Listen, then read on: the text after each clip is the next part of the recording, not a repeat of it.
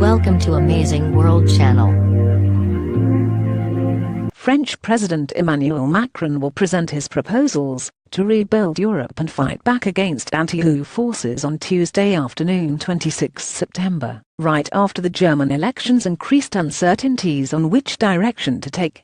With plans to deepen EU integration among core groups of member states, Macron wants to open a debate with a discussion on his ideas among EU leaders before the end of the year, a French source said.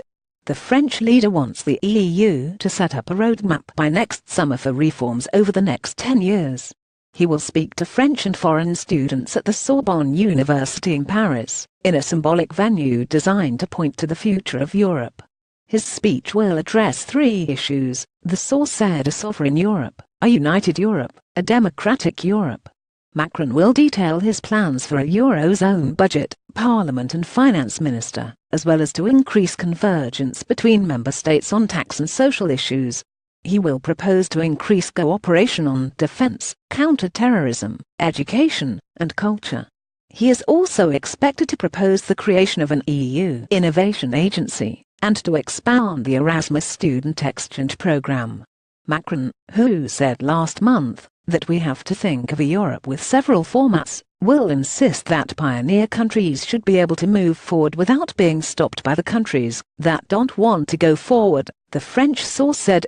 That means that the French leader would like to scrap the unanimity rule between EU leaders when important decisions have to be taken. The idea is likely to be opposed by some member states, especially those who are not yet part of the Eurozone or the Schengen travel area, and who do not want to be left behind. Macron will also detail his proposal for a series of democratic conventions that would be held across Europe in the first half of next year after EU leaders have discussed his ideas.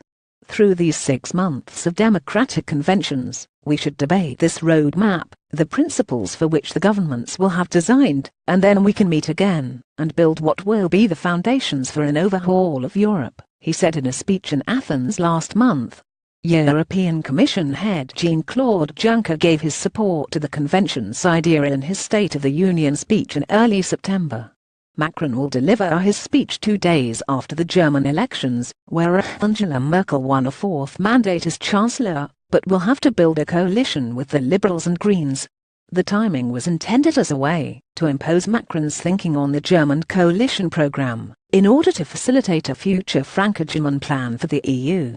But the election results on Sunday have created uncertainties about the future policies of the German government, and coalition talks could drag out until the end of the year.